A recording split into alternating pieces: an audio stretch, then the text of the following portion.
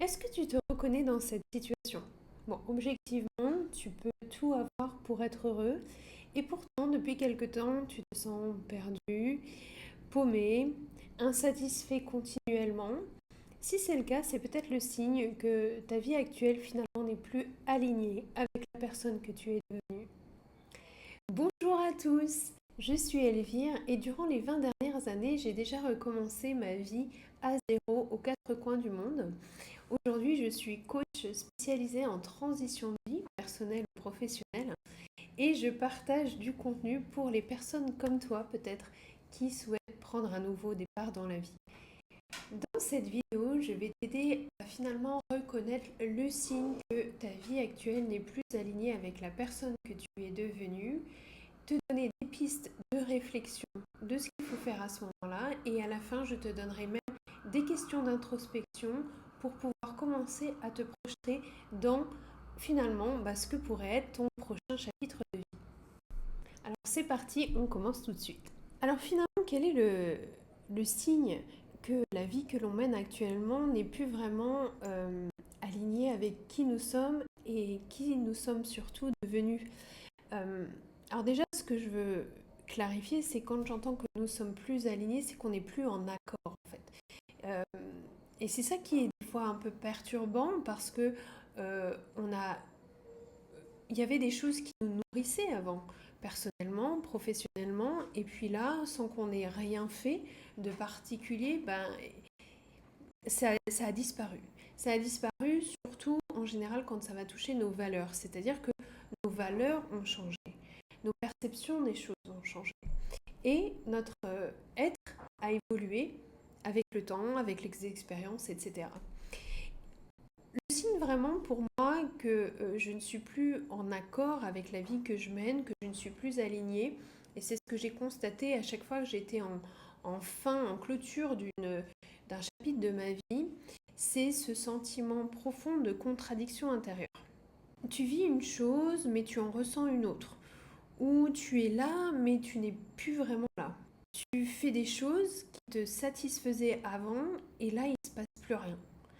Euh, donc il y a vraiment, je dirais, une perte de présence, c'est-à-dire qu'on a l'impression de vivre en surface.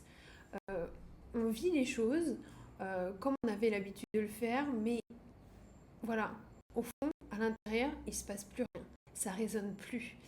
Il y a également une perte d'intention, c'est-à-dire que on n'agit plus avec euh, une intention précise, un drive. C'est-à-dire qu'on vit en pilotage automatique et puis bon, on est là quoi. On est là, on avance, mais il n'y a rien en fait qui nous stimule, il n'y a rien qui nous pousse à agir, que ce soit la motivation professionnelle, la motivation personnelle dans des activités, dans des relations, etc. Du coup, ça entraîne aussi cette perte d'élan.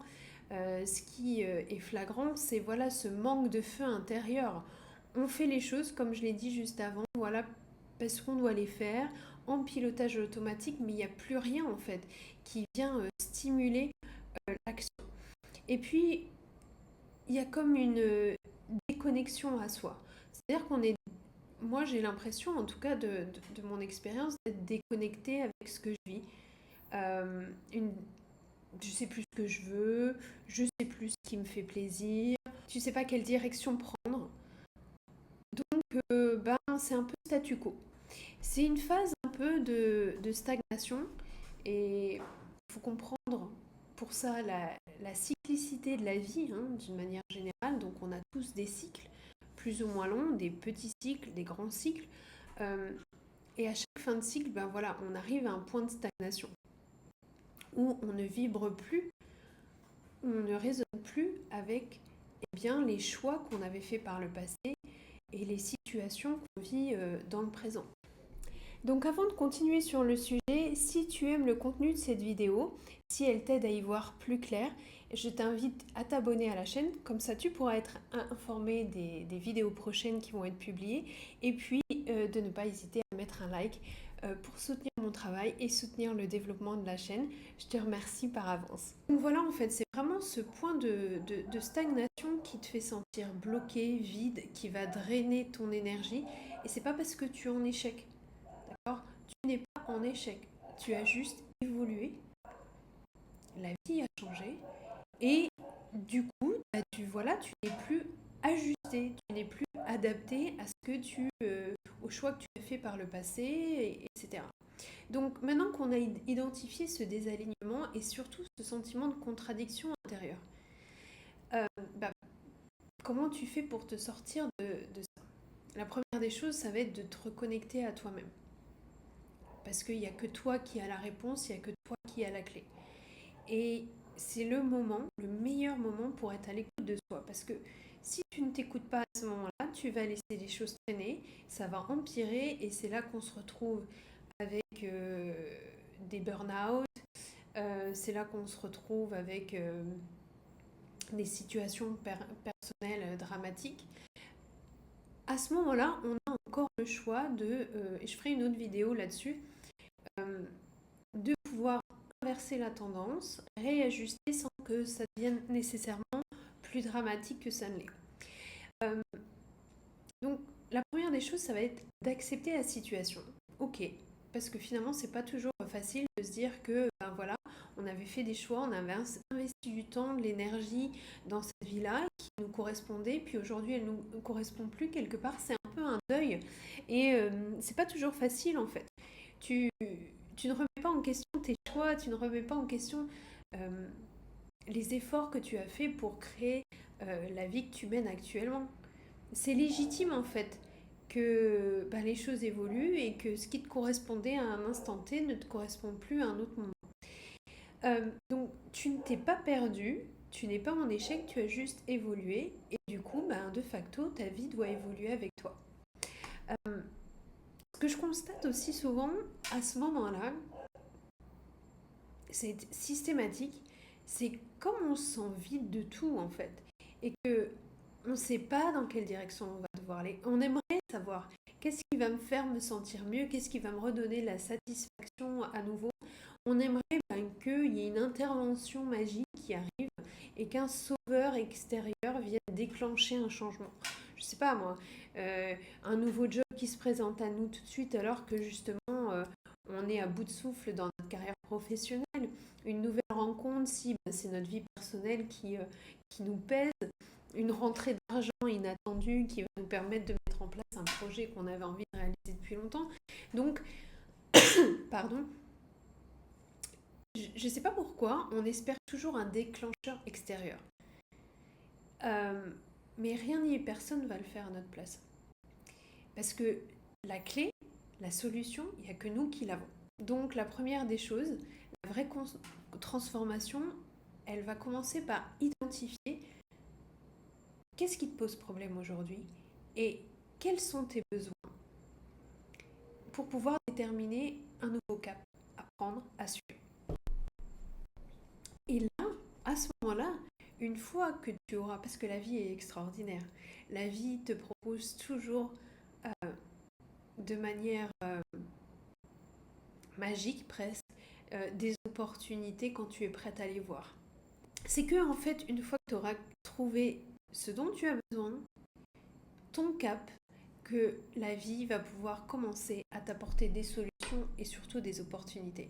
Tant que tu ne sais pas ce dont tu as besoin, tant que tu ne sais pas le cap que tu prends, il ne se passera rien. Je pense qu'à ce moment-là, quand tu es dans cette phase de contradiction, quand tu es dans cette phase d'insatisfaction où tu es désaligné et en désaccord avec la vie que tu mènes, la première des choses, ça va être de retourner vers toi, d'accepter la situation, de te dire que tu n'es pas en échec, que c'est juste la logique naturelle des choses. Et puis, te poser les bonnes questions pour définir quelles sont tes valeurs, quels sont tes réels besoins à l'instant T et quelle direction tu pourrais prendre sans nécessairement avoir finalement toutes les réponses à toutes les questions. Et donc maintenant, je vais te donner quelques pistes pour réfléchir à ta situation et puis à la direction que, à partir d'aujourd'hui, tu pourrais prendre. Donc j'ai préparé ici une petite liste de questions. Quel aspect de ta vie actuelle aujourd'hui te fait te sentir le plus déconnecté de toi-même ?